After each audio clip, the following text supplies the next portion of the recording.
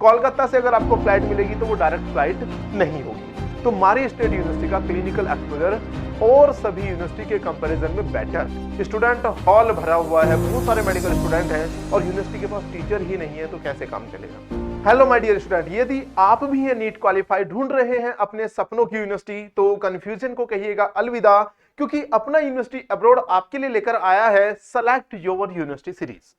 Select your university series में हम आपको बताएंगे कि कैसे एक बेटर यूनिवर्सिटी का सिलेक्शन किया जा सकता है और यूनिवर्सिटी सिलेक्शन के बाद उसकी एडमिशन टिप्स तक की सारी जानकारी हमारी वीडियो में आपको मिलने वाली है। तो जुड़िएगा अपना यूनिवर्सिटी अब्रॉड के साथ। तो प्यारे साथियों, मैं हूं शांतनु विधुड़ी और स्वागत है आप सभी का आपके अपने यूट्यूब चैनल अपना यूनिवर्सिटी अब्रॉड पर। तो इस सीरीज की शुरुआत करते हैं हम रसिया की एक बहुत अच्छी, बहुत ही बेहतरीन यूनिवर्सिटी मारी स्टेट यूनिवर्सिटी से, क्योंकि मारी स्टेट यूनिवर्सिटी से इसकी शुरुआत कर रहे हैं। एक अच्छी यूनिवर्सिटी है, स्टेट गवर्नमेंट की यूनिवर्सिटी है। तो बात करते हैं रसिया के बारे में, इस सिटी के बारे में, मारी स्टेट सिटी के बारे में। ठीक है, चलिएगा। तो जो ये मारी स्टेट यूनिवर्सिटी है, स्टैब्लिश की गई थी 1972 में स्टेट गवर्नमेंट के द्वारा। कौन से मिनिस्ट्री के द्वारा आपका, तो यहां पर लिखा हुआ है ministry of science and higher education of the Russia federation. Russia federation का जो एक मंत्रालय है उसके द्वारा 1972 में यूनिवर्सिटी स्टैब्लिश की जाती है। किसके लिए? मेडिकल स्टूडेंट्स के लिए।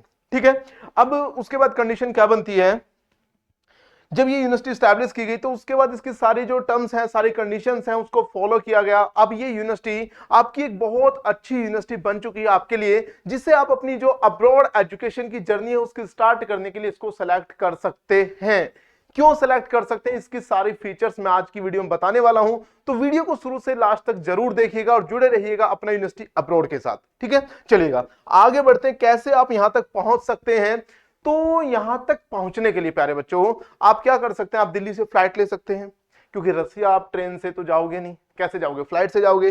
कितनी दूरी है, तो जो मॉस्को है, जो रसिया की राजधानी है, रूस की राजधानी है मॉस्को, वो दिल्ली से दूर है लगभग 4340 किलोमीटर। वहां तक जाने के लिए आप एक डायरेक्ट फ्लाइट ले सकते हैं दिल्ली से। जरूरी नहीं आप दिल्ली से ना, मुंबई से ले सकते हैं। अगर बात करूं मॉस्को के लिए डायरेक्ट फ्लाइट की, तो इंडिया में दिल्ली और मुंबई से आपको डायरेक्ट फ्लाइट मिल सकती हैं। कोलकाता से अगर आपको फ्लाइट मिलेगी तो वो डायरेक्ट फ्लाइट नहीं होगी। ठीक है, चलिएगा।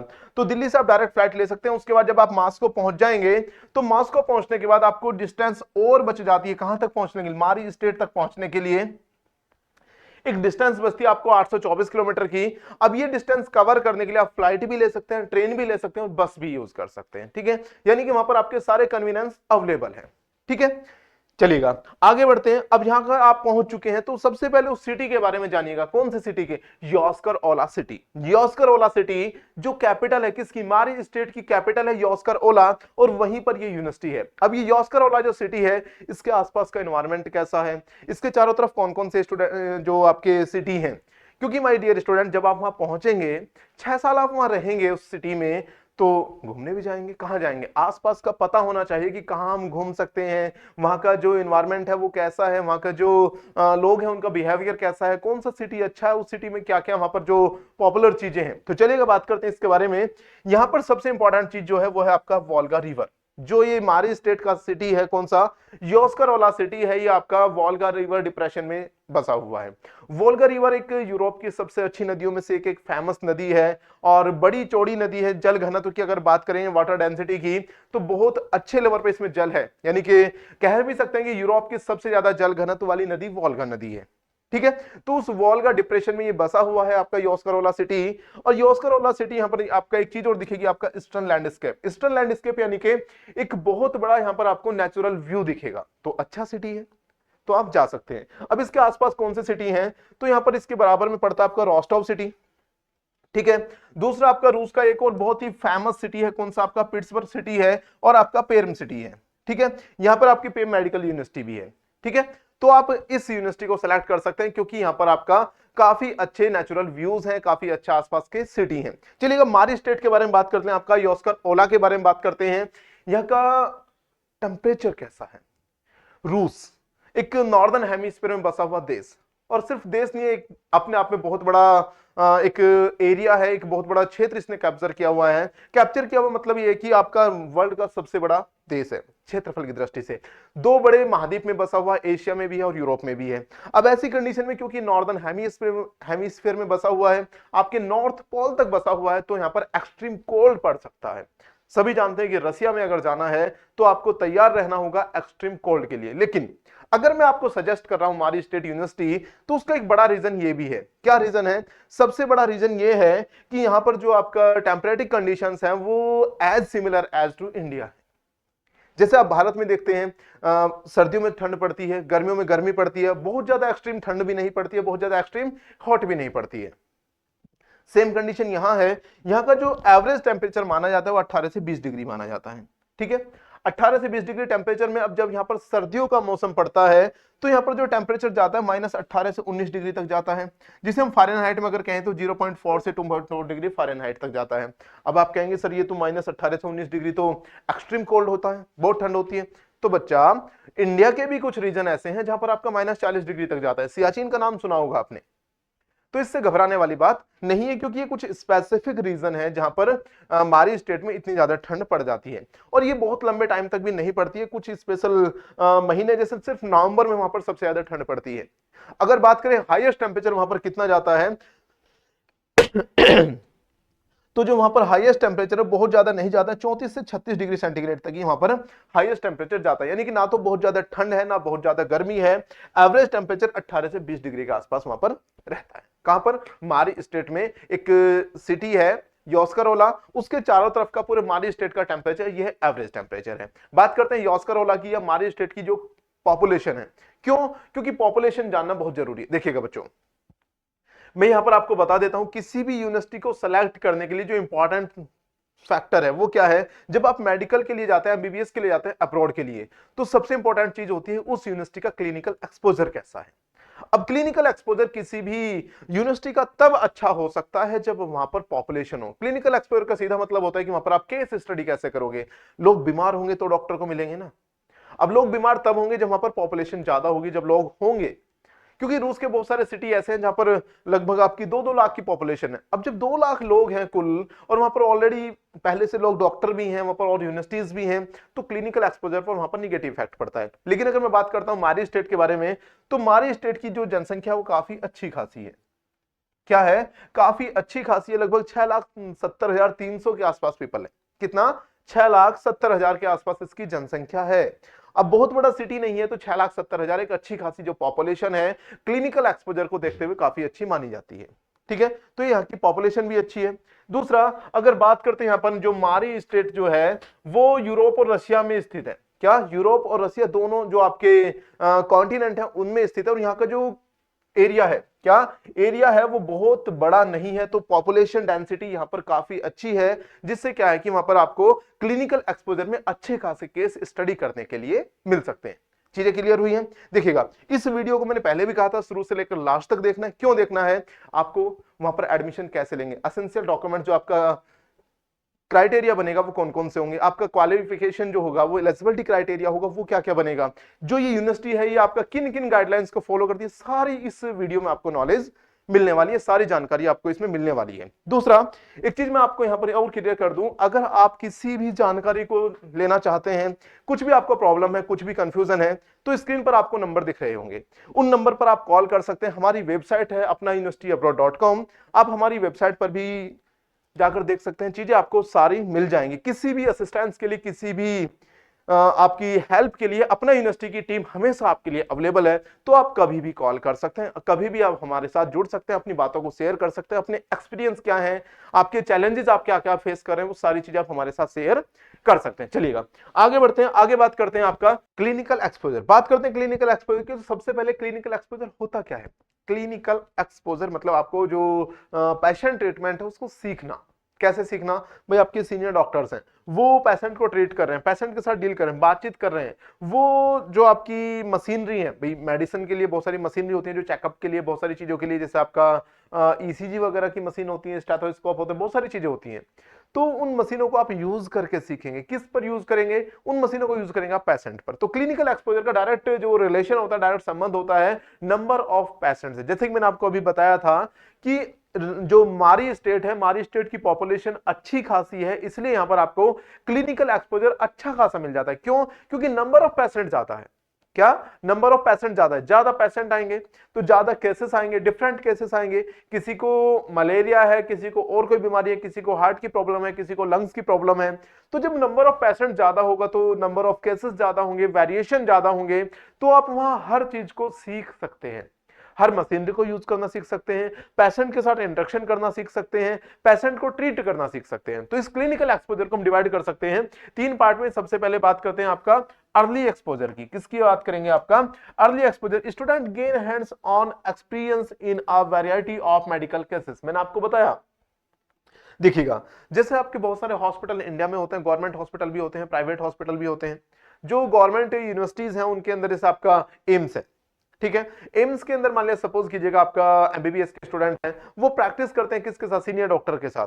डॉक्टर पेशेंट को ट्रीट कर रहा है, उसके साथ साइड में 4-5 और लोग बैठे हुए हैं। वो कौन है? वो ट्रेनी है, वो अंडर ट्रेनिंग है, वो वही लोग हैं जो आपका एमबीबीएस सीख रहे हैं। अब पेशेंट के साथ डॉक्टर कैसे बात कर रहा है, उसको किस बीमारी के लिए कौन सा इंजेक्शन, कौन सी चीजें वहां पर दी जा रही है, वो तो आपको थ्योरी में बता दी। अब वो इंजेक्शन, वो चीजें वो दी कैसे जाएंगी, एक्चुअल में उनको ट्रीट करने के लिए उनका यूज कैसे करना है, वो आपका यहां पर प्रैक्टिकली सिखाया जाता है, जिसे हम क्लिनिकल एक्सपोजर कहते हैं। जब आप अंडर प्रोसेसिंग होते हैं, मतलब आपकी जो एमबीबीएस है वो चल रही होती है, उस टाइम पे आपको वैरायटी ऑफ मेडिकल केसेस वहां पर मिल जाती है। इसे आप अर्ली एक्सपोजर कहते हैं। बात करते हैं दूसरा आपका इंटरेक्शन विद पेशेंट की। तो अभी मैंने बताया पेशेंट के साथ आप इंटरेक्शन कैसे करेंगे, बातचीत करेंगे। एक जो अच्छा डॉक्टर है वो दवाइयों के साथ साथ ऐसी अच्छी बातें करता है मरीज के साथ कि उसको सुकून मिलता है कि हाँ भाई, मैं एक उम्मीद के साथ डॉक्टर के पास गया था, उस डॉक्टर ने मुझे अच्छे से सुना। अगर आप डॉक्टर मरीज की बात ही अच्छे से सुन नहीं रहे हैं, उसको समझ ही नहीं आ रहा है कि वो मरीज आपको कहना क्या चाह रहा है, तो आप उसको कैसे ट्रीट कर पाएंगे? तो इंटरेक्शन सबसे ज्यादा जरूरी है। क्या? इंटरेक्शन, उससे बातचीत करना, उसकी प्रॉब्लम को समझना, उसको ये चीज श्योर कर देना कि हाँ आप सही जगह आ गए हैं, अब आपकी बीमारी को इलाज मिल जाएगा, आपको हर चीज का समाधान मिल जाएगा।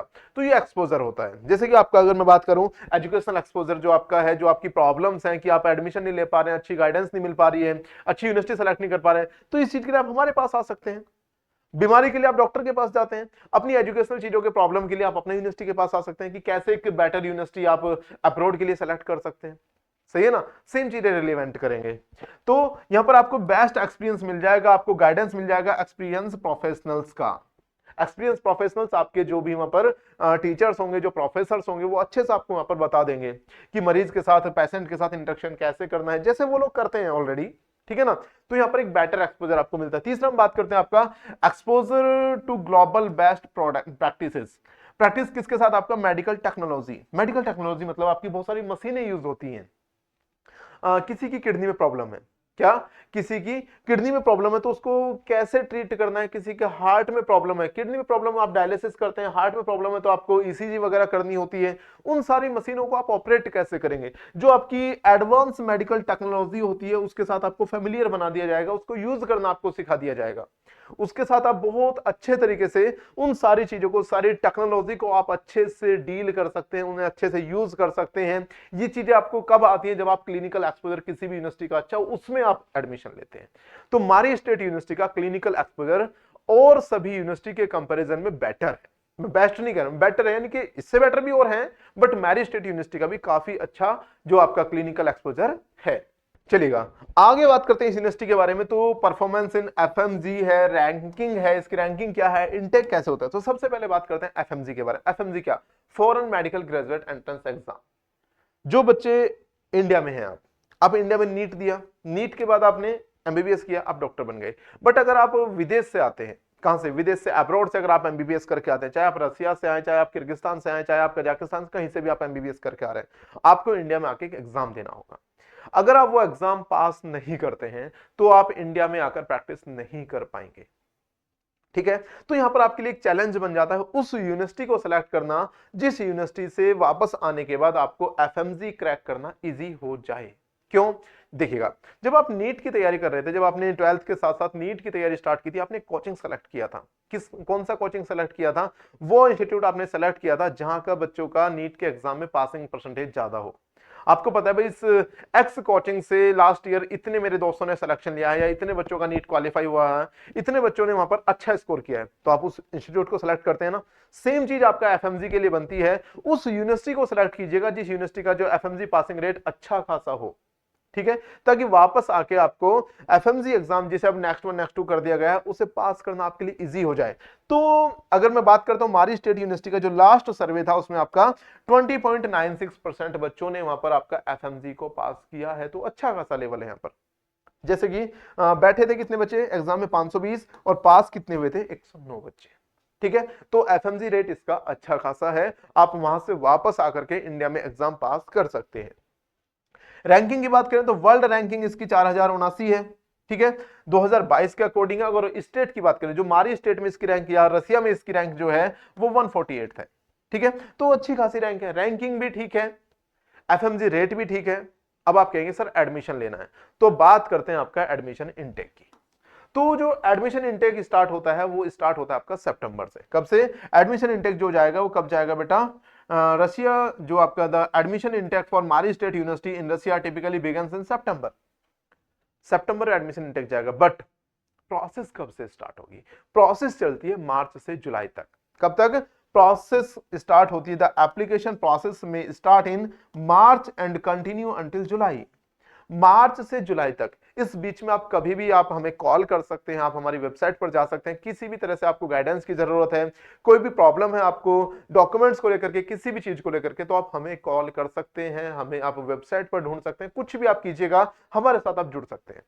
क्योंकि एडमिशन इनटेक आपके लिए सबसे इंपॉर्टेंट जरूरी है, उस चीज पर फोकस करना कि अब हम क्या क्या चीजों को कवर करें, क्या क्या प्रॉब्लम्स को हम कैसे सॉर्ट करें, वो सारी चीजें आपकी क्लियर हो जाएंगी। इसके लिए अपना यूनिवर्सिटी की पूरी टीम आपके लिए हमेशा अवेलेबल है, ठीक है। चलिएगा आगे बढ़ते हैं। आगे बात करते हैं इस यूनिवर्सिटी के अंदर जो स्टूडेंट टीचर रेशियो क्या है, टोटल फीस कितनी है, मेल फीमेल रेशियो क्या है, क्योंकि ये वो फैक्टर हैं जो अफेक्ट करते हैं आपकी स्टडी को। क्यों? देखिएगा, सबसे इंपॉर्टेंट चीज है आपका टीचर होने चाहिए। अगर मान लिया सपोज कीजिएगा स्टूडेंट हॉल भरा हुआ है, बहुत सारे मेडिकल स्टूडेंट हैं और यूनिवर्सिटी के पास टीचर ही नहीं है, तो कैसे काम चलेगा? यहां पर आपका 8 स्टूडेंट पर 1 टीचर पढ़ता है, यानी कि स्टूडेंट टीचर रेशियो ये वन ऑफ द बेस्ट है। जितनी भी आपकी यूनिवर्सिटी है बहुत अच्छे अच्छे स्टूडेंट टीचर रेशो भी हैं, लेकिन उनमें वन ऑफ द बेस्ट है हमारी स्टेट यूनिवर्सिटी का स्टूडेंट टीचर रेशो, क्योंकि यहां पर आपका 8 स्टूडेंट्स पर 1 टीचर पढ़ जाता है। दूसरा, अगर बात करते हैं मेल फीमेल रेशो की, तो 93 स्टूडेंट मेल होने पर आपका 7 फीमेल स्टूडेंट है, ये भी एक अच्छा रेशो है। दूसरा, बात करते हैं टोटल फीस की। देखिएगा यहां पर टोटल फीस की मैं आपको चीजें क्लियर कर देता हूं। कभी भी आप मेडिकल यूनिवर्सिटी में, किसी भी यूनिवर्सिटी में जाते हैं, एजुकेशन में अगर आप चाहते हैं, टोटल फीस 2 तरह से डिवाइड होती है। पहला आपका जो ट्यूशन फीस है, दूसरा आपकी जाती है मैथ्स की या हॉस्टल की फीस। अब मैथ्स फीस एक अलग फीस है, क्यों? क्योंकि वो आपका लिविंग कॉस्ट में कंसीडर की जाती है, और जो आपका हॉस्टल फीस है ये अलग फीस होती है, ठीक है।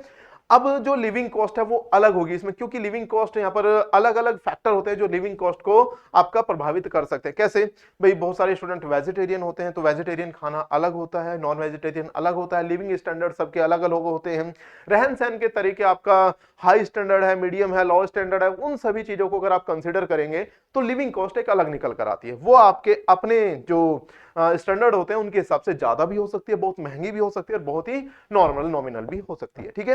तो लिविंग कॉस्ट को हम इसमें कंसीडर नहीं करते हैं, हम नॉर्मली आपको बताते हैं हॉस्टल फीस और आपका ट्यूशन फीस। तो हॉस्टल फीस और ट्यूशन फीस को अगर हम ऐड करते हैं तो 26,65,000 के आसपास आपकी फीस बनती है, किसकी? मारी स्टेट यूनिवर्सिटी की, ठीक है। और ये फीस जो आपकी 26,65,000 बनती है, कितने वर्ष के लिए बताइए? ये आपका 6 साल के लिए। कितने के लिए? 6 साल का जो आपका एमबीबीएस का कोर्स है उसकी कंप्लीट फीस है ये, ठीक है। अब इसमें आपकी जो लिविंग फीस है, जो और आपके चार्जेस हैं, वो इसमें सब अलग से होंगे, ठीक है ना। चलिएगा आगे बात करते हैं। अब आप जब एडमिशन लेने के लिए तैयार हो चुके हैं, तो एडमिशन का क्राइटेरिया क्या है, वहां का आपका एलिजिबिलिटी क्राइटेरिया क्या है, किन किन चीजों पर आपको काम करना है, क्या क्या आपकी एलिजिबिलिटी होनी चाहिए। तो सबसे बेसिक चीज जो सबसे इंपॉर्टेंट है, सबसे मस्ट है, you have the pass NEET exam. बिना नीट एग्जाम के आप एमबीबीएस ही नहीं कर सकते, चाहे वो अब्रॉड से करें चाहे आप इंडिया से करें, ठीक है।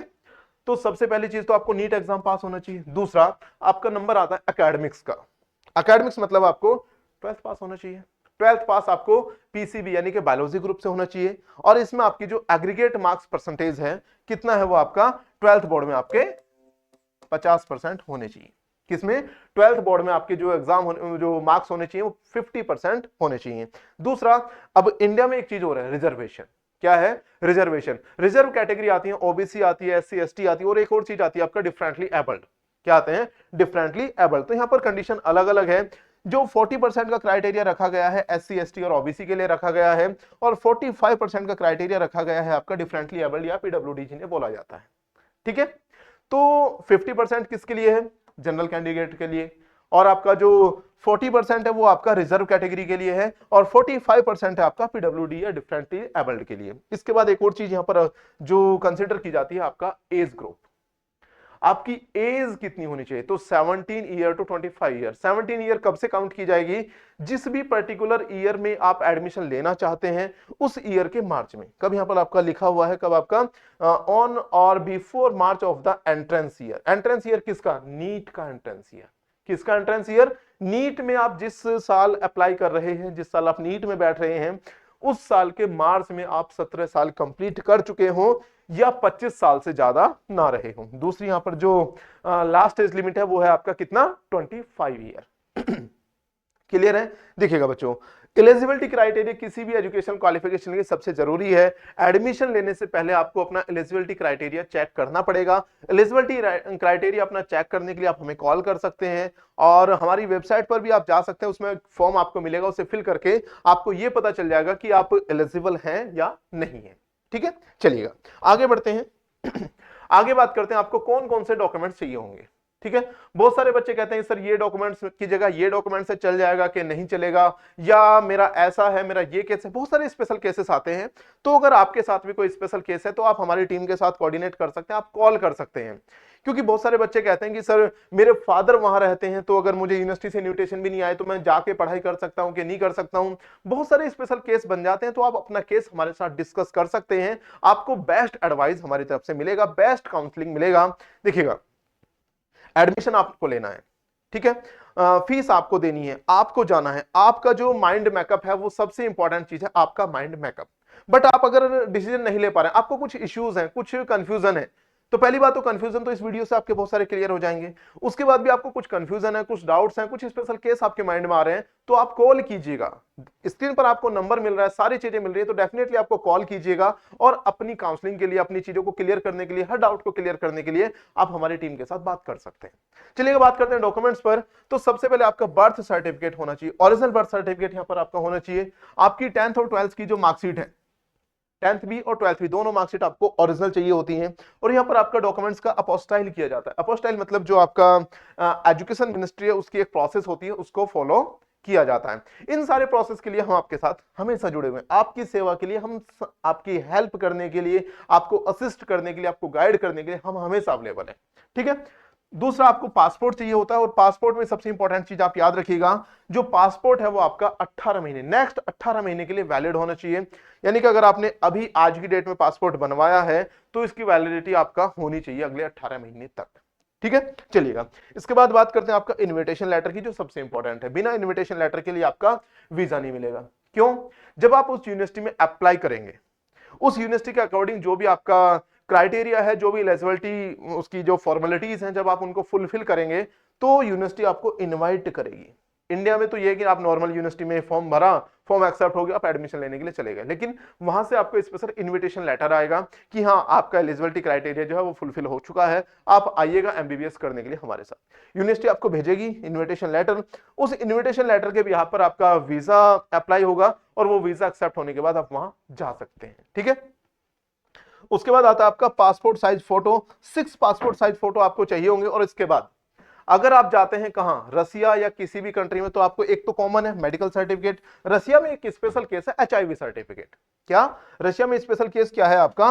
एचआईवी सर्टिफिकेट है। A report from a recognised hospital that show you are HIV negative.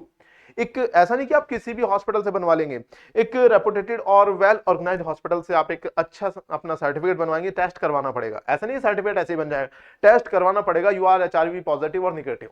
Clear होगा? निगेटिव है तो आप जा सकते हैं। ठीक है, चलिएगा। तो ये थी हमारी आज की वीडियो जिसमें हमने बात की है मारी स्टेट यूनिवर्सिटी के बारे में। बहुत सारी चीजें मैंने आपको बता दी है। इस यूनिवर्सिटी का क्लिनिकल एक्सपोजर कैसा है, एडमिशन इनटेक कब स्टार्ट होता है, एफएमजी जो पासिंग रेट है क्या है, रैंक क्या है इस यूनिवर्सिटी की, कहाँ यूनिवर्सिटी सिचुएटेड है, सारी चीजों को हम डिस्कस कर चुके हैं। अभी भी अगर आपको कोई भी डाउट है, कोई भी प्रॉब्लम है, आप कॉल कर सकते हैं। अगर आप हमारी टीम के साथ फिजिकली काउंसलिंग लेना चाहते हैं, आप बैठ के अपनी चीजें डिस्कस करना चाहते हैं, तो आप आइएगा जयपुर। कहां? जयपुर में आइएगा। जयपुर में हमारा एड्रेस यहां पर आप मिल जाएगा, S448 Hiranagar, Suryansh apartment, near new Atish market, metro station, Gopalpura bypass के पास है ये। और कॉन्टैक्ट नंबर आपके पास अवेलेबल है, तो कॉन्टैक्ट करके आप आ सकते हैं, हमारे साथ फिजिकल मीटिंग कर सकते हैं, हमारी टीम के साथ जुड़ सकते हैं, हमसे बातचीत कर सकते हैं। तो मोस्ट वेलकम है आपका किसी भी चीज के असिस्टेंस के लिए, किसी भी गाइडेंस के लिए, किसी भी आपकी प्रॉब्लम के सॉल्यूशन के लिए हम अवेलेबल हैं। ठीक है बच्चों, तो उम्मीद करते हैं वीडियो आपको पसंद आई होगी। वीडियो को लाइक कीजिएगा, शेयर कीजिएगा, और सबसे इंपॉर्टेंट, चैनल को सब्सक्राइब तो आपने कर लिया है, बेल आइकन अभी तक नहीं दबाया है। बेटा अगर बेल आइकन नहीं दबाओगे, वो कहते हैं ना घंटा नहीं बजाओगे, तो फिर अगली वीडियो कैसे मिलेगी? अगली वीडियो जब भी आने वाली है, बहुत जल्दी आने वाली है, तो उस वीडियो को आप तक पहुंचने के लिए सबसे पहले